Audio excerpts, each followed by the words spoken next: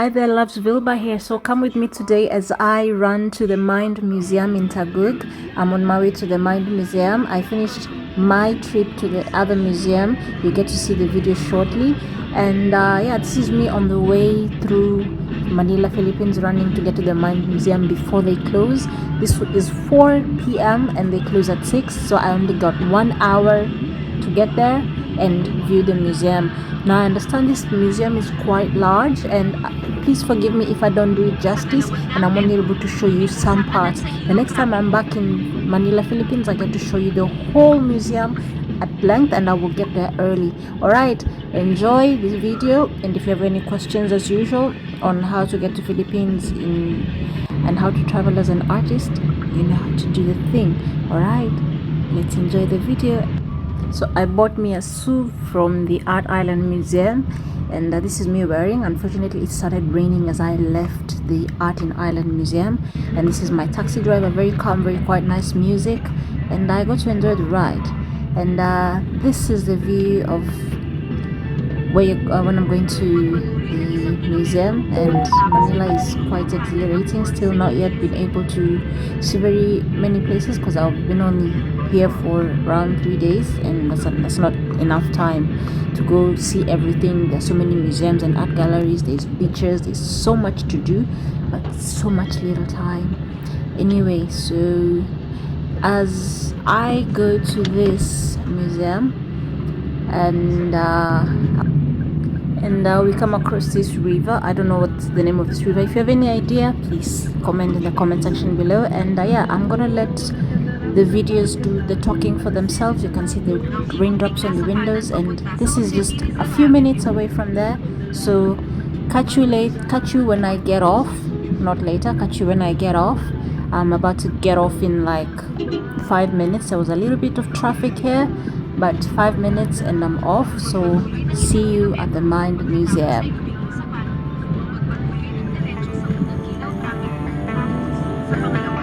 Better read the fine print. I've got baggage and it's all Gucci. Don't get too attached to me.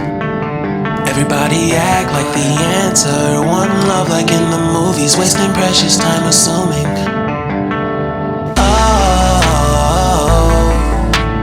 Oh, what we made to fall.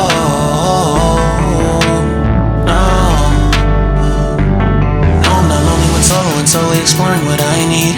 Cause dozens of times I swear that I knew when the wisdom was scanty. Doesn't mean I was broken, so open I gave till empty. Got it all back by myself, now nobody can tempt me.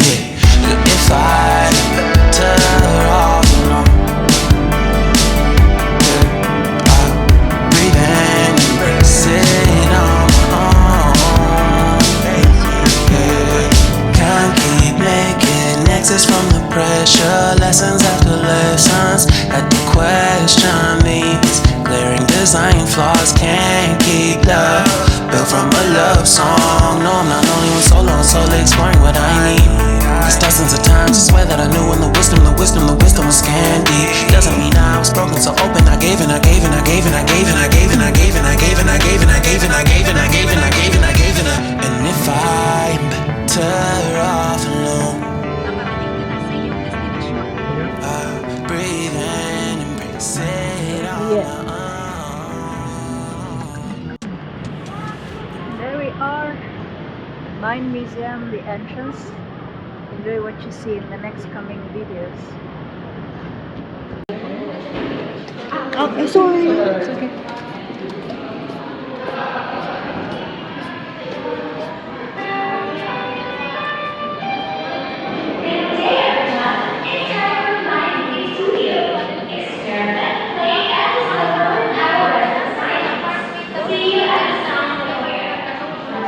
Hi guys, so this is Vilba. We are at the Mind Museum in Manila. Got here, we've got only 1 hour, so enjoy what you can. And yeah, this is a technology oriented museum. It's a science museum, so get to enjoy the exhibits. And here we go.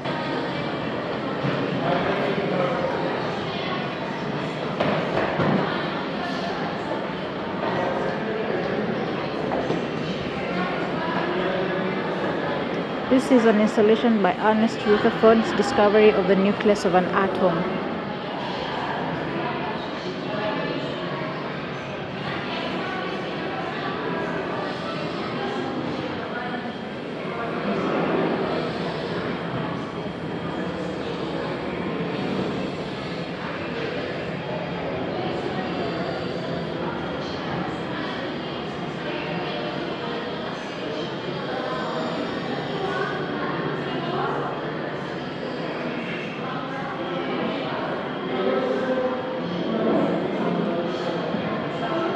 So that is Egyptology. And that is Ludmila Matiekova. Matiekova. So this is by Ludmila Matiekova. You can see. And over here, this is Josef Bozek. And then Alois Senfelder. And then we have Josef A. Karel Kapkov. And then we have the robots. And then we have lithography. And then we have steam carriage.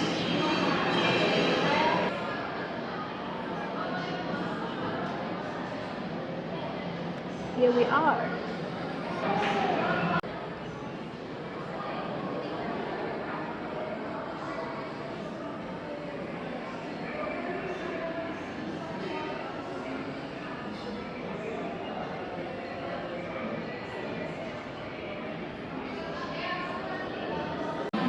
This is also children's endocrinology.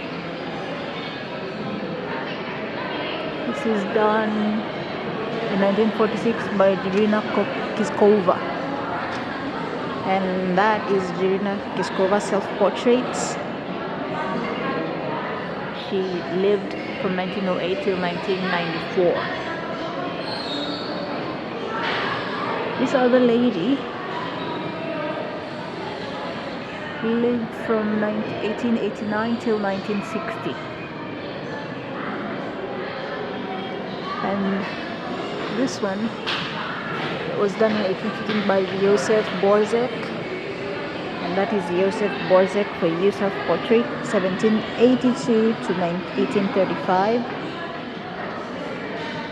And then lithography, this was 1796 by Alois Senfelder. That is Alois Senfelder for you, 1771 to 1834. And that was Robot, 1920 by Capek Brothers. These are the Capek brothers, Karel Capek and Josef Capek. And they both lived 1887 to 1945 and 1890 to 1938. And that is the conclusion of the journey of the atom that you didn't get to see. And yeah, we move on to the next part.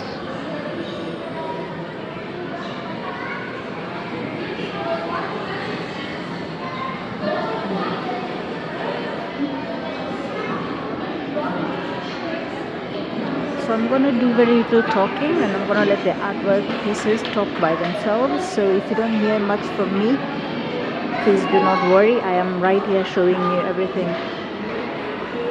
That is Hydrochemistry, 1926 by Julie Hamakova. And there we go. That is her installation. Now we go to this one. This is Beauty of the Experiment. The Charity Which One phenomenon, light, was made to show itself like another wave. This is Galileo and the inclined plane and the notion of acceleration.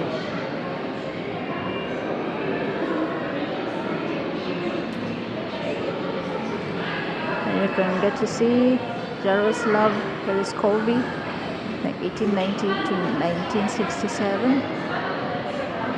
Polarography was the invention. There we go.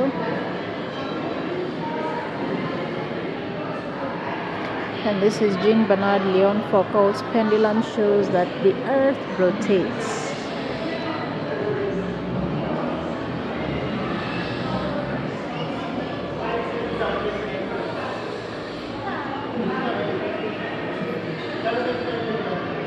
So if you're into science, this is for you. This is Helena Roscover, 1913 to 2010, and her field was pharmacology. And you can see 1937 is when she began. So the pendulum experiment, there it goes.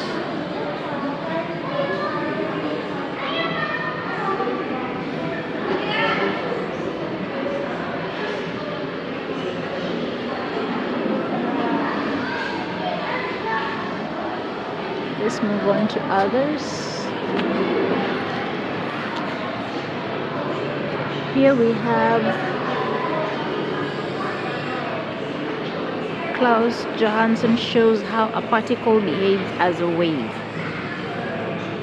The rules of heredity. Johann Gregor Mendel.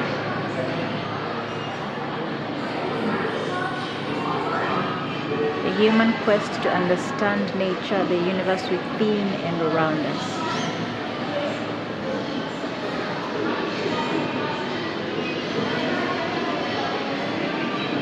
And here we have breech loading rifle, invented 1849 by Sylvester Krinka. There is Sylvester Krinka. He lived 1825 to 1903. And here we have Eric Ruka, automatic regulator for steam boilers, invented in not yet given, but that is Eric Ruka, 1888 to 1936. And these are Z scientists and their inventions. Those are the Z scientists and their inventions. So we move on to the next exhibition. And here we have Pearl of the Orient. I'm sure you can't see that very well. Pearl of the Orient by Joe Welmer. So here we go.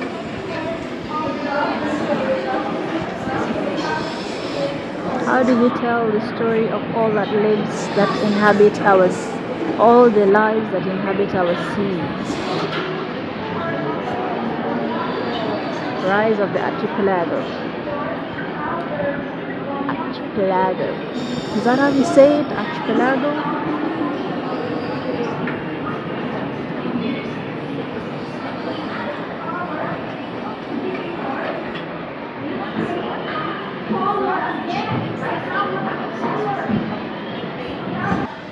Here we are, in case you think we are lost, we aren't.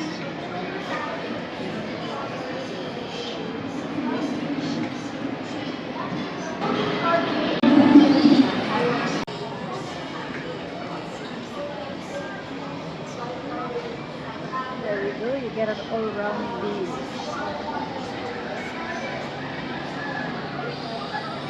All-round view, even the other places. The entrance with me there. So on to the next, we have that.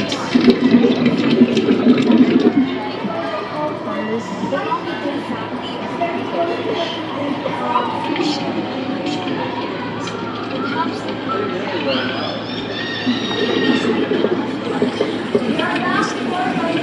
so this is a creature library. Frogfish families Antennaria. So you're supposed to please choose a wooden sculpture below and place it here to watch it come alive on the screen. So I don't know whether you're supposed to pick, but we won't do it because we don't know. And there's people doing some studies there. We won't interrupt. We will check out these other things that are here, these other science things.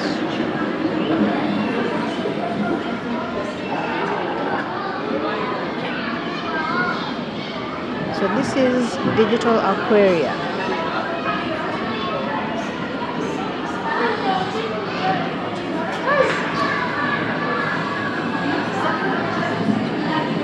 Let's go crazy, crazy, crazy, crazy with the sea. I know we only met, but we can go and swim. Links to land. Mangroves, mighty guardians of the coast and sanctuary to a host of marine species. These trees are rooted and ready to protect their communities from destruction by harsh forces, such as wind and water. When habitats like mangroves perish, the species that rely on them also lose their sanctuaries, where they breed and they can no longer produce more of their kind. If this continues to happen, their homes will disappear and so will they forever. So we all know that mangroves are some of the most important things in areas like in Nairobi, Kenya, we have mangroves at the coast, on the sides of Kilifi, which shores and lake lines intact. And if we lose them, we lose a lot of habitats for a lot of animals. So we must be able to do a lot of conservation. So this is by Charles Robert Darwin, 12th February 1809 to April 1882. So we all know what Darwin did. I'm not a big fan of him, but well, unfortunately he gets to be on the science forever. The human journey, the human immigration. So this is the immigration of mankind. Where people started, they weren't naked. They were covered with furs or some. how we went, simply others went all over to Europe, to Asia, down south. So that's something you have Others to think traveled all the way to North America and South America. Exposed, and the skin that is exposed has to do more work than synthesizing vitamin D. The pictures use classic example of what has been referred to in human biology as Bergman's and Allen's wheels. So you can see the lady there explaining there's a turtle here. And this is the human race.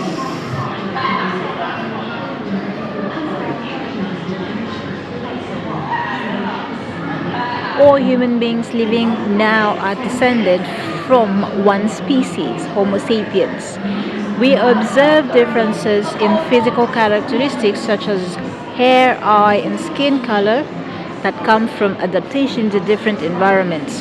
When the Human Genome Project sequenced the human genome, it revealed that genes do not reveal different races. We all belong to one race, the human race. We look different, but we all belong to one species, Homo sapiens.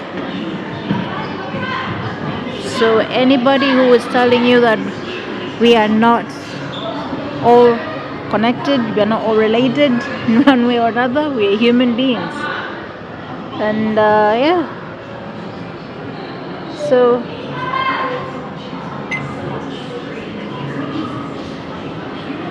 that's supposed to be interactive.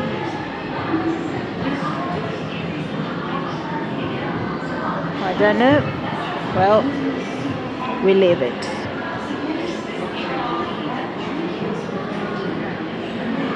And here we have the animal species.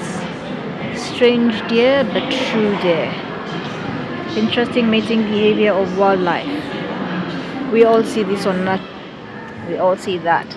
All doing their thing.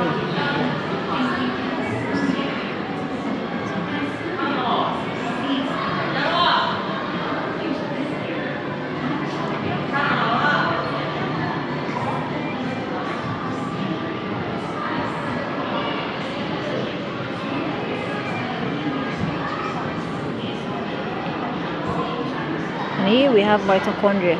If you took keen interest in science, you would be able to understand that we have mitochondrial cells in our body. For eukaryotic cells, mitochondria generate most of their energy supply by building adenosine triphosphate ATP. ATP carries energy from the food that we eat and is used to fuel cellular processes. So if you do not have a healthy diet, do not eat well, your cells get impacted as well. And this is a cell that does what? Does a lot of traveling in the body to give other cells food and whatnot. And you must be able to be healthy from your cellular point to your what? To your physical outside. And we go to the next one. There we have all that. Here we are. Do you know DNA? So this is a game that you're supposed to play, and because we have very little time here, we're gonna do a lot of playing. I'm gonna come back probably towards the end of the year, and we'll get to see this and get to play all these interactive games so that you can be able to understand this museum at length. We have the brain. Apps features the brain aspect, and let's get in, let's dive in, so that you can get to see. When you see the paintings, you get to understand that my ideas sometimes are connected. So that is the corpus callosum and thalamus, the hypothalamus glands. So I'm sure by now you understand this on this earth without knowing the structure of your brain. So they're going to video up there. We all know how energy travels and electrical impulses travel into our brain, and the hypothalamus serves as the gateway to all that. So this is the hippocampus system, which controls the limbic system.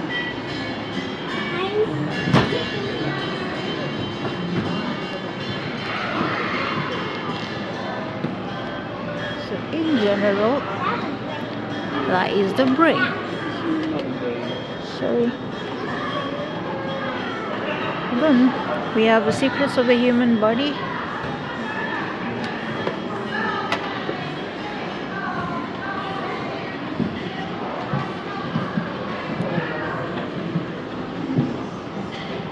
So you can use the colored lenses to hold it up over the human body to reveal the different parts and the different systems. So let's see.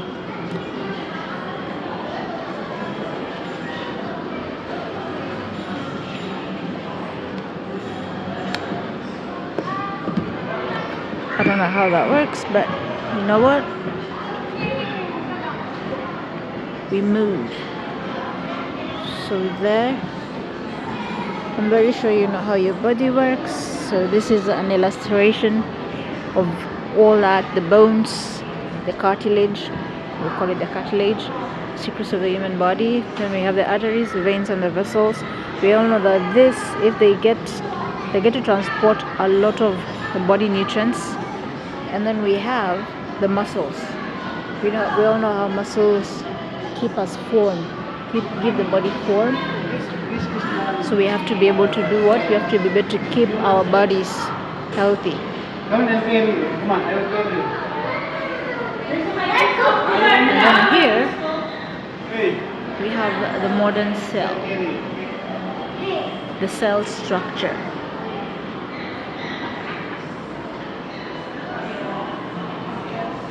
So you can actually read.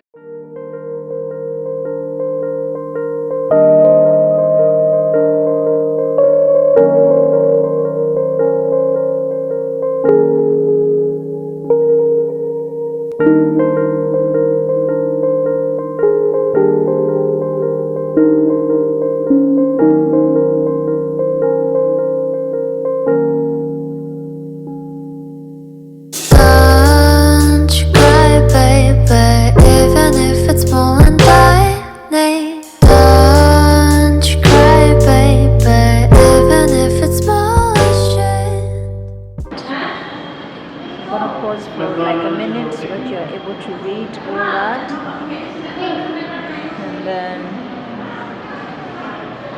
so some of the parts I'm gonna take pictures so that I will edit them into the video so that you're able to read and pause.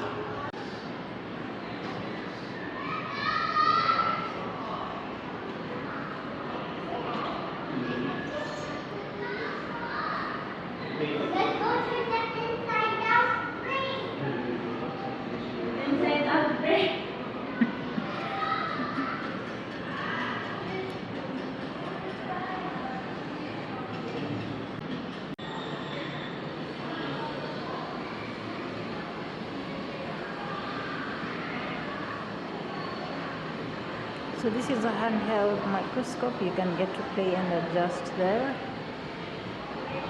You can get to be able to see all those things. So this is called Big Small Wonders.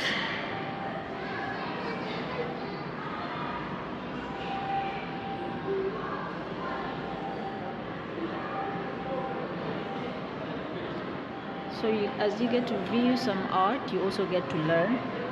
Don't sit there.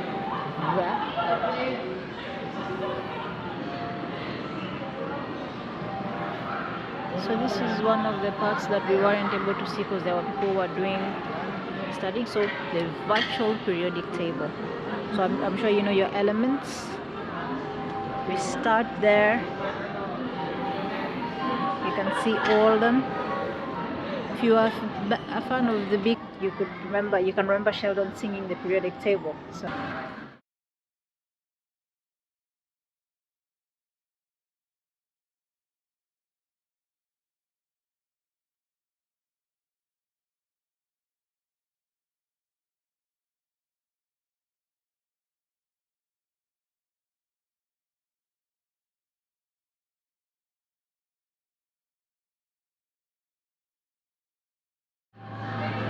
there we go.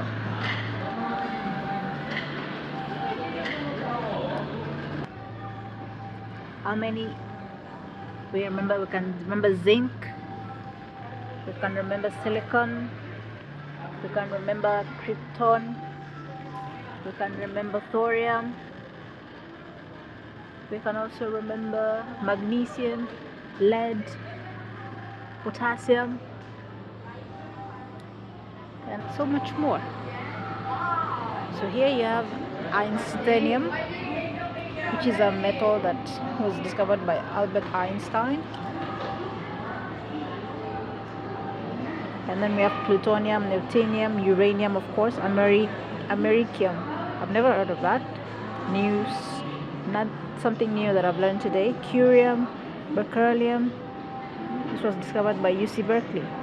And then we have Curie, Marie Curie, Dr. Marie Curie. She discovered curium. And then borium was discovered by Niels Bohr, of course. Hassium was Hansen, Germany.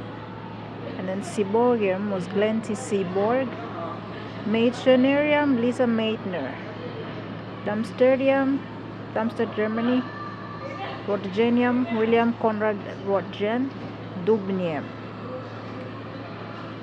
You can get to see. So this is a study case. If you had forgotten your periodic table, here it is.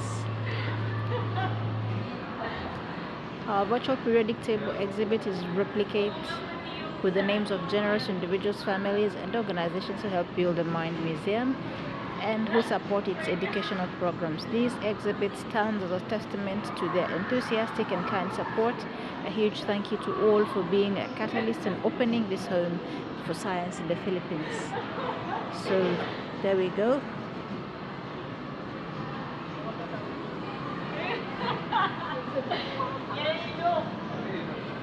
So this is a replica, virtual replica of the periodic table.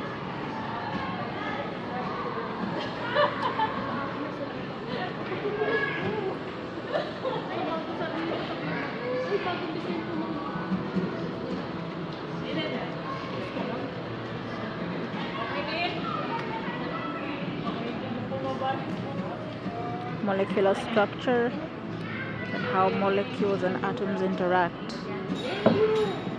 So this is an interactive watch. We'll move on to something else.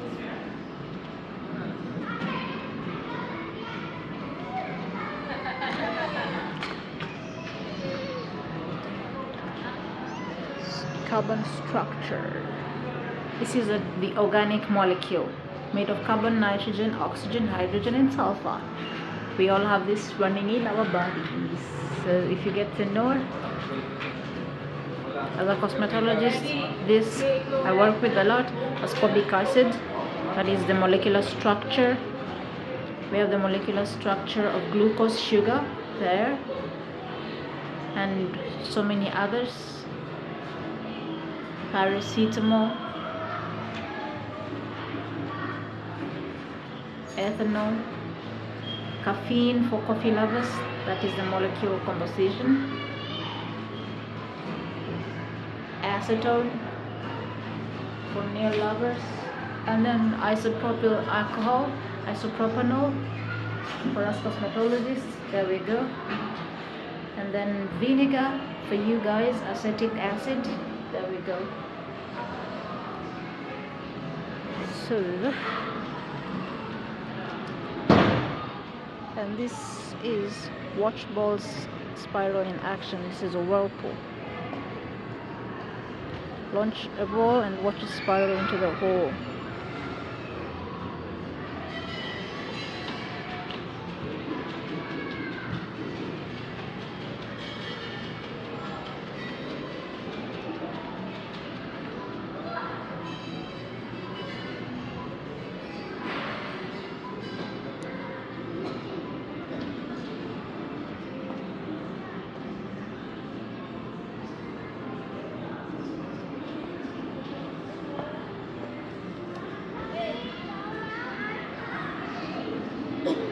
Here we have some inventors or discoverers with some of the things that they discovered, scientists and what they discovered.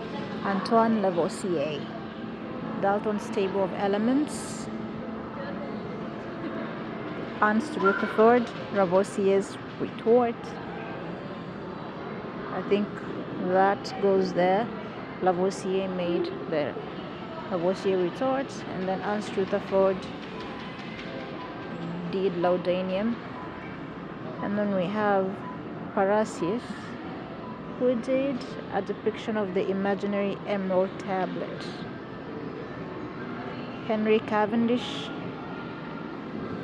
the Magdeburg hemispheres, there we go, transition, and this is John Dalton, lateral chemistry. Severus, Robert Boyle,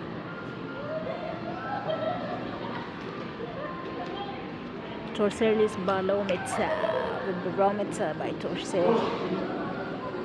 And here we have Apollonius of Tyana, Balinus, and what he discovered, Boyle's air pump. No. Boyle's air pump was by that. Exactly. Boyle's air pump. And John Dalton did the Torricelli's barometer. So Apollonius of Tyana, Balinus did the Gutenberg press. And then Otto von Guericke did the Cavendish setup.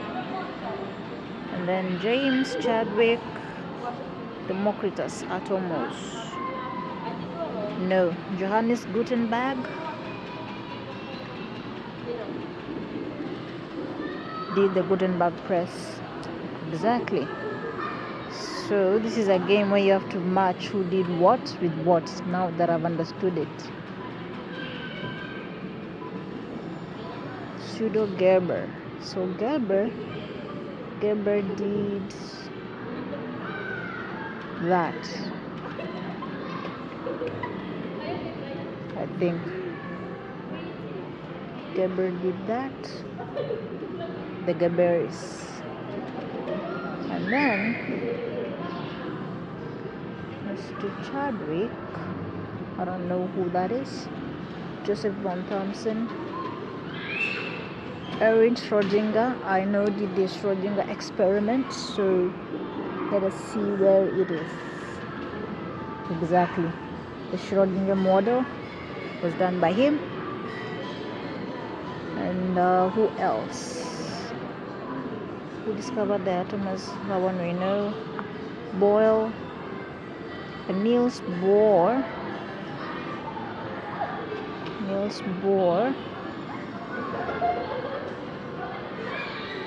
No.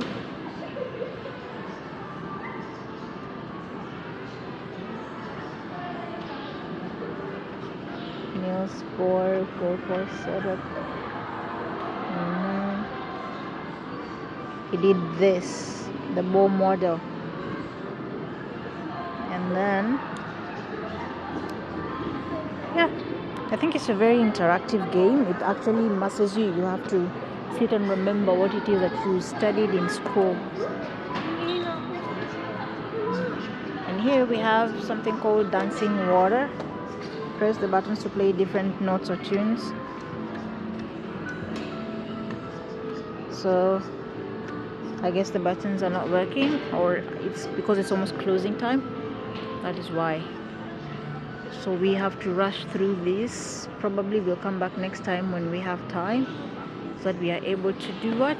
We are able to spend a lot more time here. And yeah, there in there we have the shadow box. We're not gonna get in because we have a long way to go. There's a lot of things to see.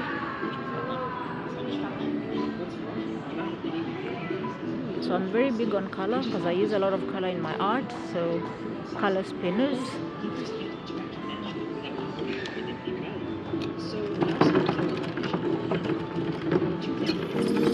So there you get to spin the colors. It says come one, come all to this colorful mother, spin the color wheels and watch them combine colors to form new ones. Our art detects color with special cells called toning. In the artsy type, one for each one is for red, green and blue, and gold. So I have a spinner wheel with red, green and blue. That's the color you see. What color do you see? If you feel fast enough, your brain automatically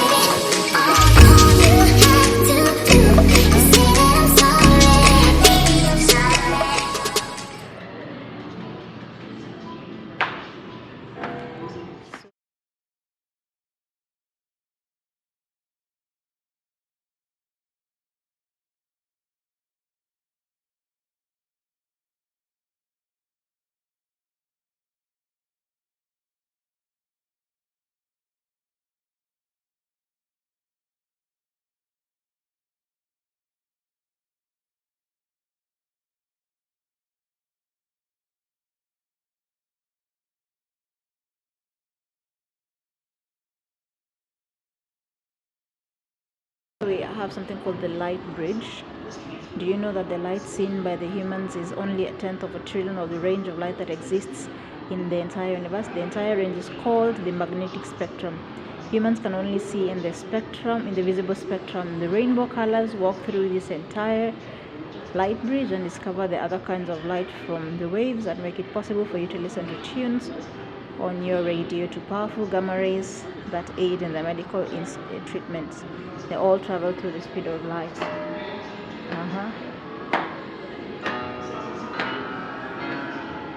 You can hear? It's like a piano. You get to step on it. Step on it and it gives you the tunes. Welcome to the light bridge. Here is the light bridge.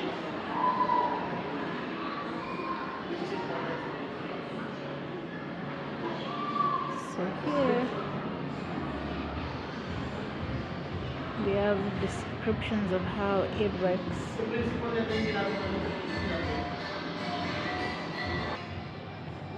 Here we are.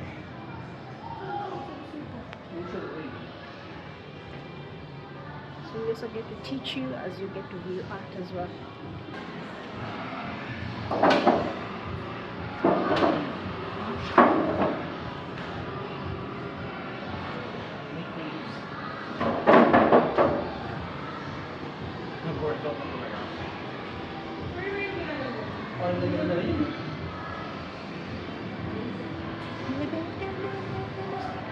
Infrared waves are between 0.74 micrometers to about 30 micrometers. It is expressed as heat. Humans cannot detect the slightest differences in temperature, but tech can.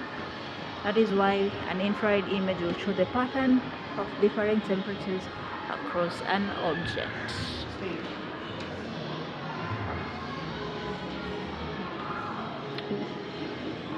Sorry.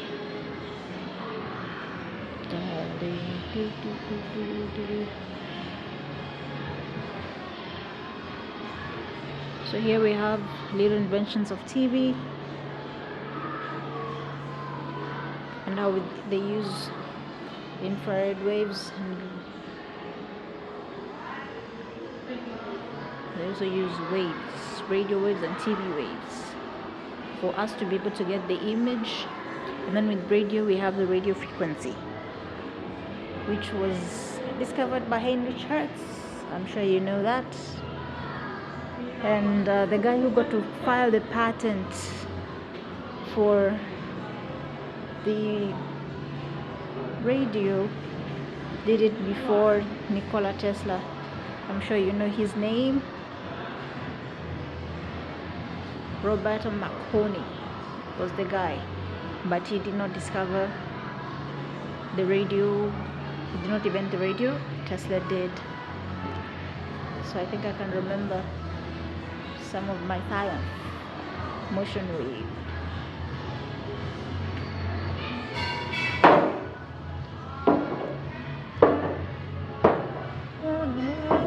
Motion wave.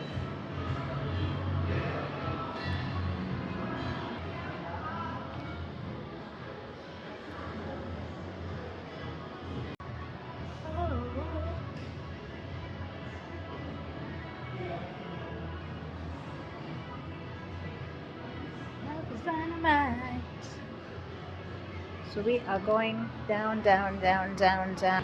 Let's see what is downstairs. We have just a few minutes left, and we will be out of here. They close at 6, so we should be done in the next 10 minutes. And here we have the space shell.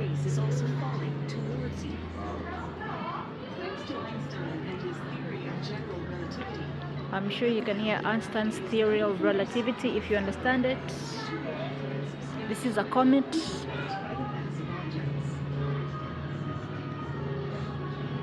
And this is the space shell where you can get to enter. We won't be able to do that today. So if you're a lover of space, or used to dream about space like I used to do, this would be so good for you. The starlight, the sky, the lights resemble the stars in the sky. And this is about Einstein's general relativity theory. You can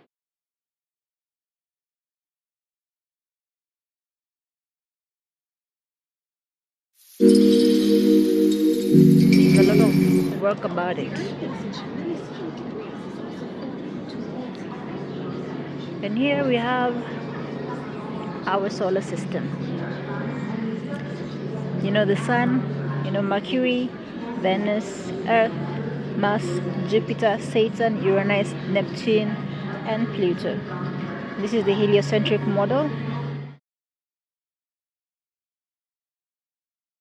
The heliocentric model is a theory placing the sun at the center of the universe and the planets orbiting around it. The 16th century astronomer Nicholas Copernicus devised the most well-known model of the heliocentric theory as published in his book On the Revolutions of the Heavenly Bodies. It explains that only the moon orbits around the earth and not the sun. Rather, the earth rotates about its own axis, which makes the stars look like they have moved in the sky. Johannes Kepler refined the heliocentric model and formulated calculations based on observations to prove its validity. So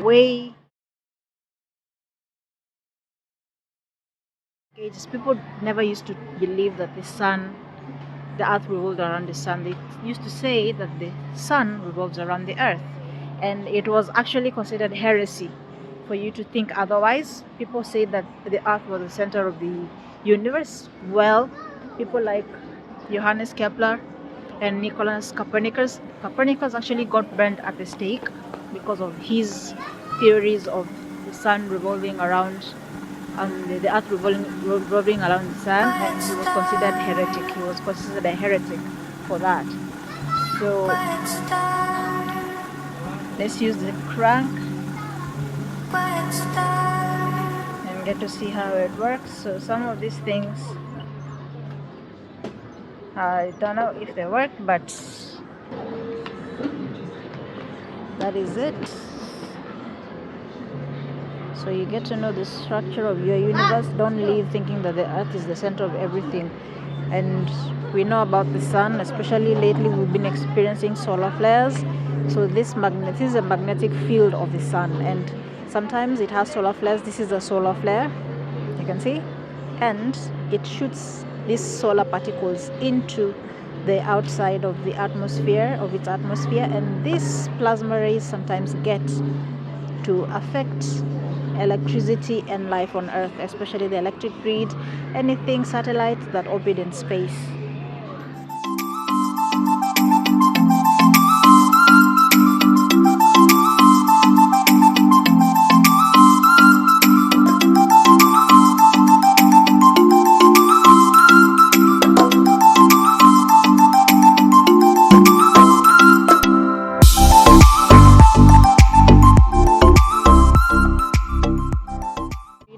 As well, and you know your planets: Mercury, Venus, Earth, Mars. We know Elon Musk is trying to get us to Mars, and we have some probes that are traveling off in far away galaxy spaces. Right now we're trying to view some of the big planets that we think would inhabit life using the James Webb telescope, and we have the Voyager spacecraft that is way beyond Jupiter. It's past Jupiter, which it recently went back online. So I think if you're in tune with your science news, you know exactly what is going on. And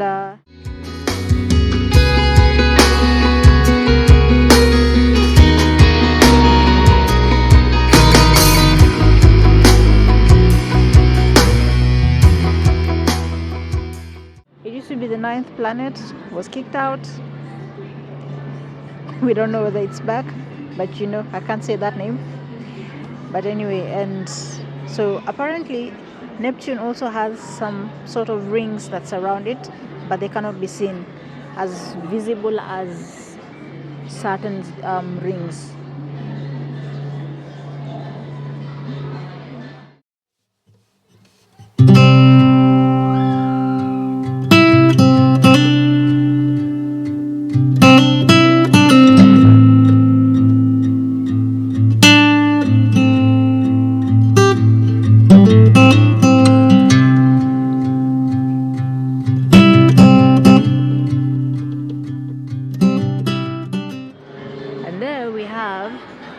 The lights, what?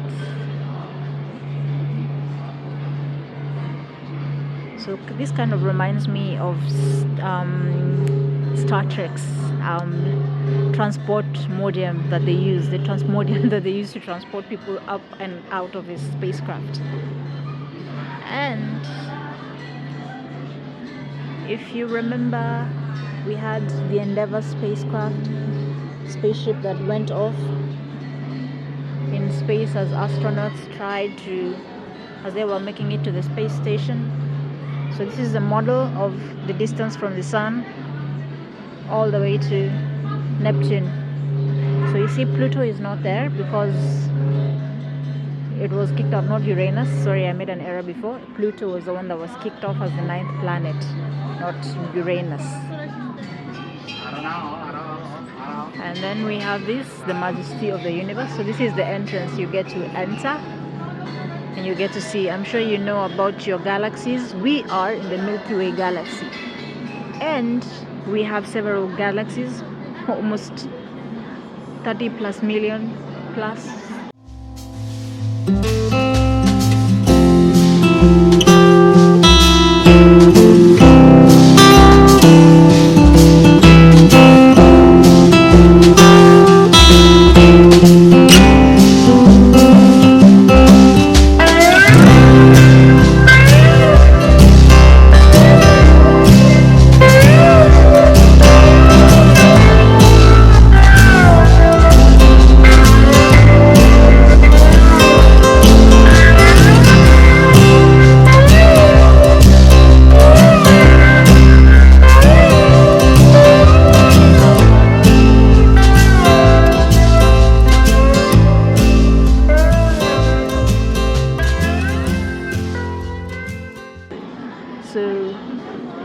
know that this is the accelerated expansion, that we know that the universe is expanding very rapidly.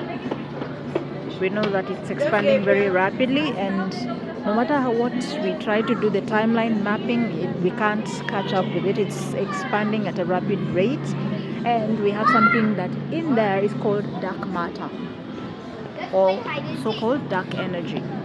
So we have scientists who are trying to tap dark matter and see if they can use it for space travel. If they create ETFs that can be able to help spacecrafts and human beings travel faster than light. They're trying to create an FTL modium to transport human beings from one point of the galaxy to the next, or one point of the universe to the next. And dark matter supposedly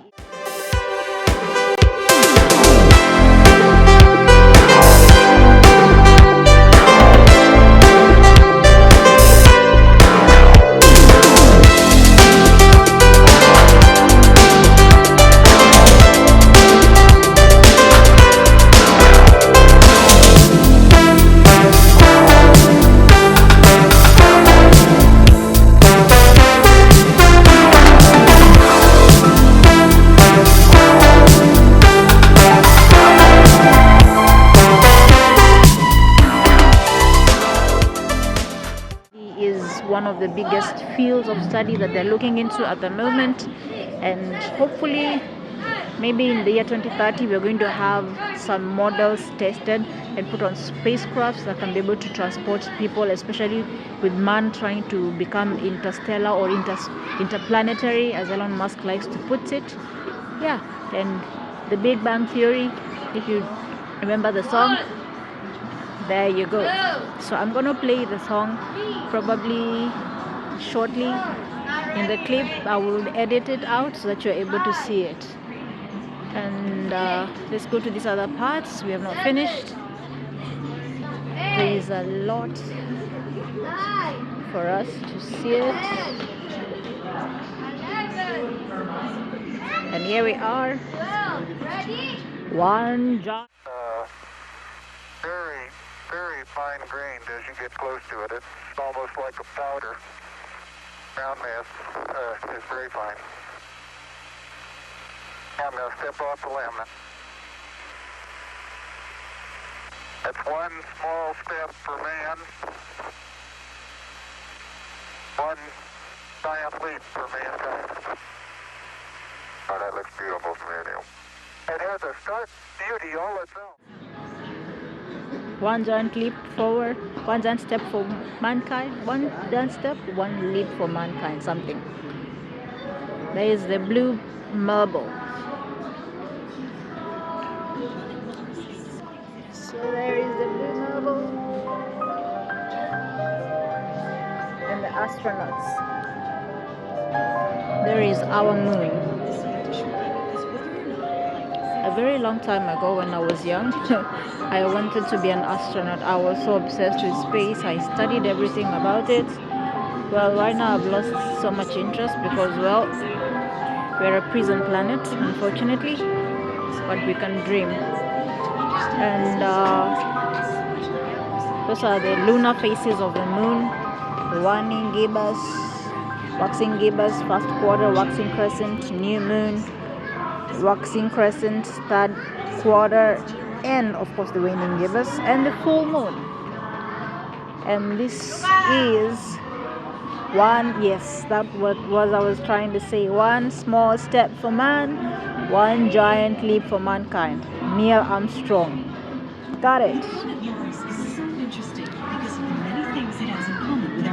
And here is about Mars. Would you believe it has polar ice caps, volcanoes, and weather patterns that you can more or less predict? The most curious thing about this reddish planet is whether or not life exists. And the best way to check this is the existence of water, which Mars may have had or still does. The possibility of life on this planet is quite exciting. So well, it has water below the Mars exploration program was created because surface. Frozen water. And there we have the lunar rover, or the Mars rover. I think this is the Mars rover, yes. the scientists getting in, astronauts. So this is what is currently roving on Mars. We've sent several the Mars vehicles. I think I will be able to link some of the Mars, the names of the Mars vehicles that are there.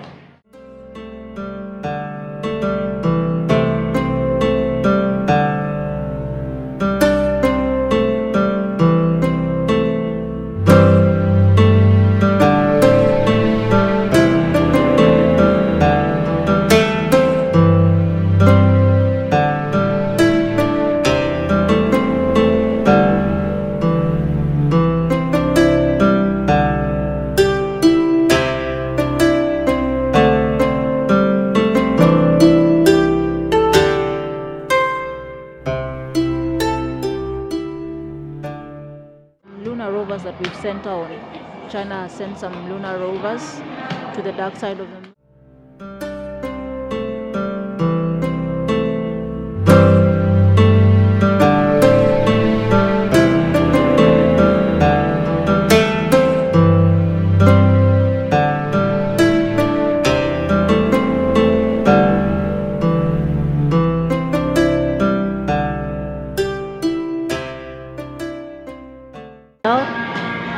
And several countries are also trying to get there, and as people are trying to get to Mars, others are trying to get to the moon and establish bases there.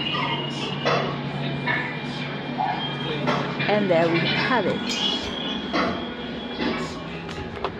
So let's see.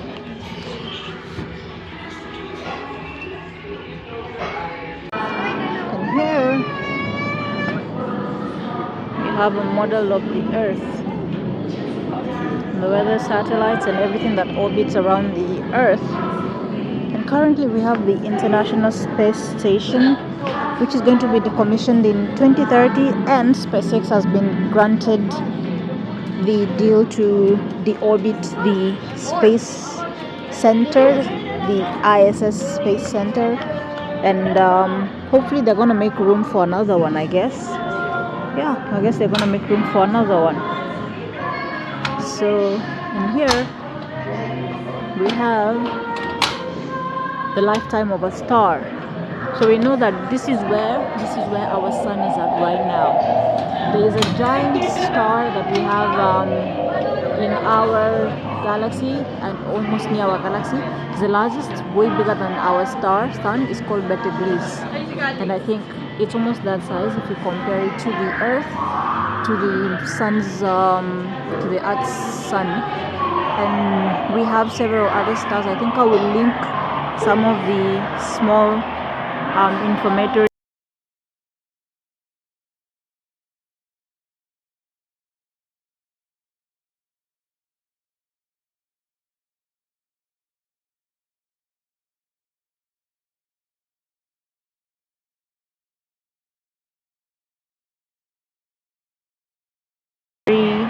clips onto the video so that you're able to understand this. So we have stage 1 where stars are formed. We know the Big Bang Theory, boom, and then all that energy gets to fuse, and then we go to stage 2 where stars are formed and they are very hot. Their dense regions are very hot, and the nuclear fusion and hydrogen atoms are fused together. And stage 3, this is towards the end of a star's life. The temperature begins to rise and it causes the star to expand and become a red giant, just like Betelgeuse is a red giant. And then we have the blue dwarfs. They call them the blue dwarfs. These are massive stars. This is the 4th stage of a star where we get to see supernovas. And because we are very far away in terms of light years, sometimes we get to see these supernovas billions of years after they've happened, or thousands of years after they've happened. And that is the 4th stage of a star. It becomes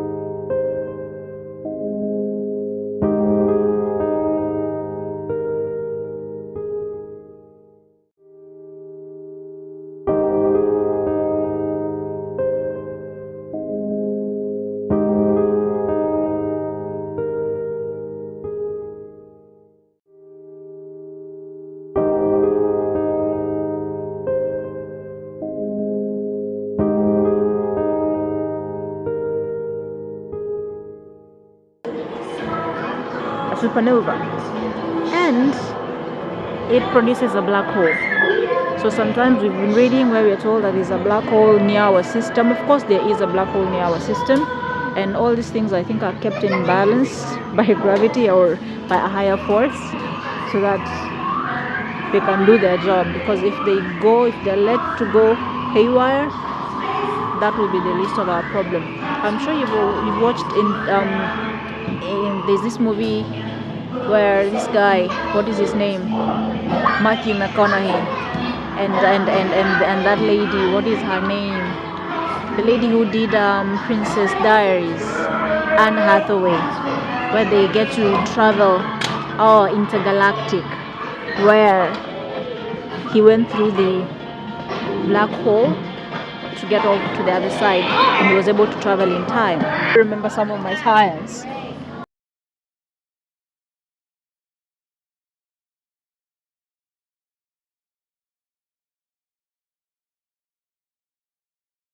Of course.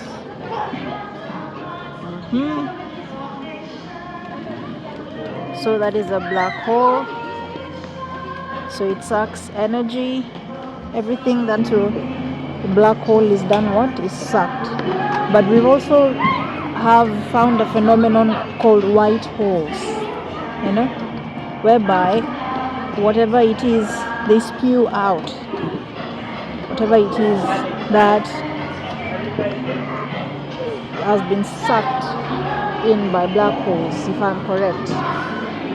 And these are the planets that we think could inhabit life. Of course, we have the famous Proxima Centauri A and Proxima Centauri B, and we have Kepler 186f and Kepler 22b, and of course we have Kepler 10b, and that is what it's supposed to look like. And then we have TRAPPIST 1e, and that is one side of Kepler 10b. One side is the closest to the sun, super hot. The other side is the one that is the Goldilocks zone that they think could inhabit life. And this is Kepler 22b, side facing the sun, which is covered with oceans. And this other side, which is actually supposed to be habitable. It has a warm atmosphere and some land that they think people can live on. And this is Kepler 186f. So this is a rocky planet. One side is rocky, and the other one they think could be facing the habitable zone of the star. And of course the famous Proxima Centauri b. This is the planet orbiting the star nearest to the Earth. Scientists think it might be a desert planet. Its stars goes around to other stars which shine brightly in the sky. So one part is oceans, the other part is rocky.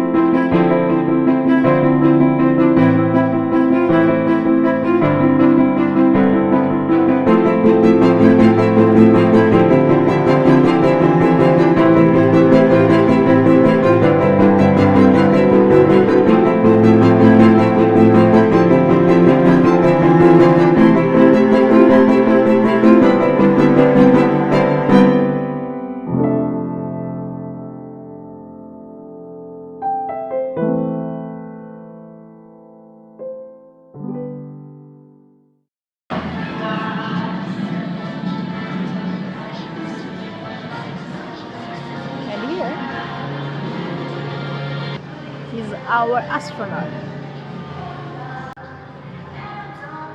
I'm going to space, y'all. Take me there. I'm going to space, guys. So me and the astronaut are going on a date. Catch you later. Well, that is space for you.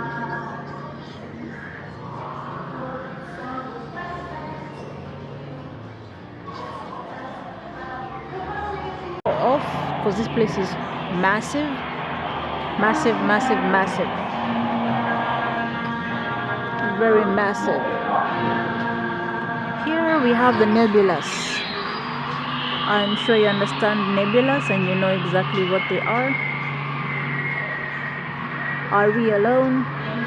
Definitely on this part of the world.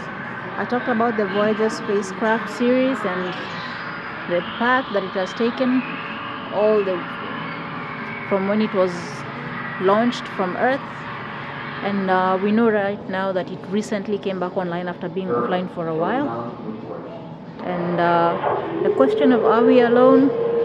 What do you think, guys? Are we alone? I definitely think we are. And this is the sounds of space. We're gonna get in there shortly. And that is the dark mattering in the galaxy cluster. And then we have that, the eye galaxy, and the Horsehead Nebula. This is the Eye Nebula and the Horsehead Nebula, and of course light echoes from a red giant.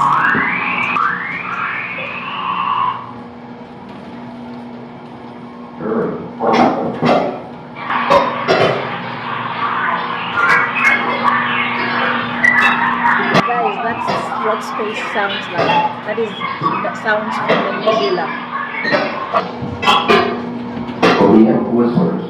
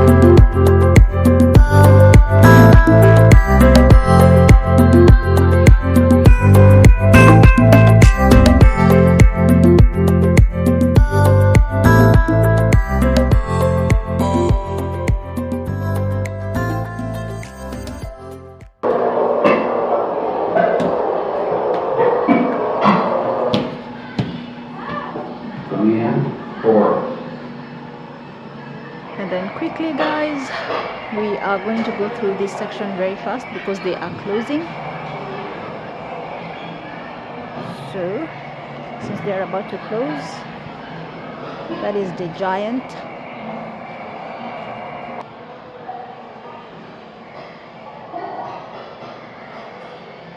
And guys, that is the largest dinosaur that I have seen. I think if I stand, some can be able to see how massive it is. Exactly. I think I would have to go this other way so that you're able to see. So this is a massive exhibition. And this is Sensory Earth. You get to see the crystals that form the earth and the rocks depicting the rock layers of the earth.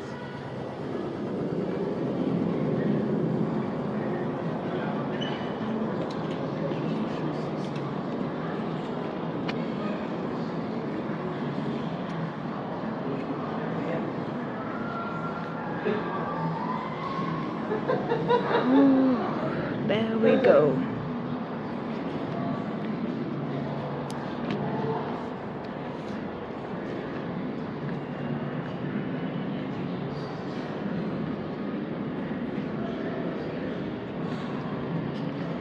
the exit? Bye, ma'am. Thank you, ma'am, for coming. Thank you.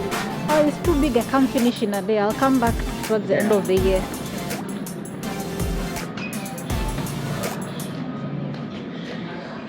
Ah. So guys, that is it from me. We have not finished this whole place. It's massive because they have closed. So we decided we're gonna come back at another time, and hopefully you've enjoyed the view that you got to see. And yeah, see you in the next museum. Vilba out. Catch you later. Bye bye.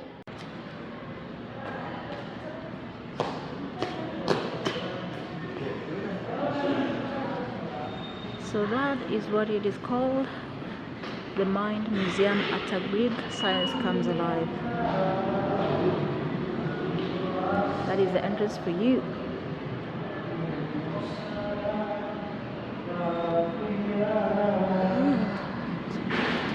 The exit, ma'am, is the other side. Okay, thank you. Which side? Yes, ma'am, that way. Okay. You want me to go? Oh, okay. Thank you. Okay. And we are done. Right outside the Mind Museum, you get to see Shangri-La. And so from afar, the building.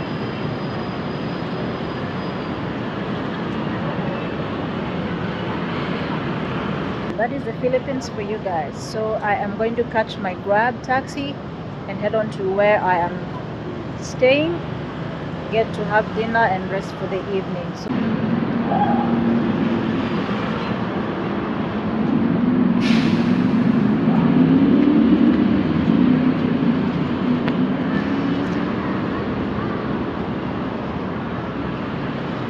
should I catch it on this side? I think we should go on the other side. And that is it from the Mind Museum, guys. I hope you had fun and I hope you've learned. I have put in snippets of a bit of learning for you from the exhibitions that I saw. And yeah, this is the space adventure. I think they were doing an exhibit trying to entice children because it's a school week still in Manila. And yeah, it is so fun. Space gets to come alive at the Mind Museum. And I hope you had fun as much as I did. It took a while to get myself into the mode of student again and science geek, and I have finally did. And here is me going to take my taxi as usual. I have to do the peace sign. And this is upstate Manila, or a fancier part of Manila, and in Tagalog. And yeah, that is how it looks. And as we wait for my Grab taxi, have a look at moi. Say hello to your next police force. So taxi is arrived and I'm in it, off to my hotel. This was so much fun for me and I hope you had so much fun. Have a look at me again. And yeah, thank you so much for tuning in, guys. See you in the next video of the next museum. You know what it is. It's the Art in Ireland Museum. And thank you so much for tuning in. Before I say bye-bye, here is a picture of the large dinosaur that you did not get to see. And yeah, now I can say bye-bye. See you in the next one. Goodbye out. 1, 2, 3, 4.